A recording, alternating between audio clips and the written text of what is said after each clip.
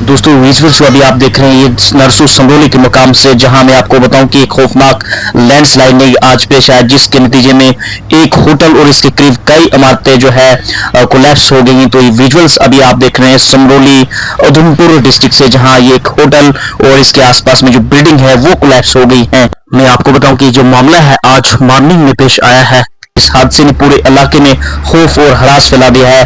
Police, rescue टीमें और मुकामी इंतजामिया फौरी तौर पर जाए वाक़े पर पहुंच गई हैं और बड़े पैमाने पर रेस्क्यू ऑपरेशन शुरू कर दिया गया है। जी हां दोस्तों, विजुअल्स है नारसू समरोली डिस्ट्रिक्ट उधमपुर से, जहां एक खौफनाक लैंडस्लाइडिंग पेश आया, जिसके नतीजे में एक होटल और इसके करीब कई इमारतें जो कोलैप्स हो गई और जो आसपास में और भी बिल्डिंग्स है उनको भी जो है खतरा पहुंच चुका है। बेसिकली ये होटल्स और दुकानें जो यहाँ पे हैं ये कौमी शहर NH44 के किनारे हैं।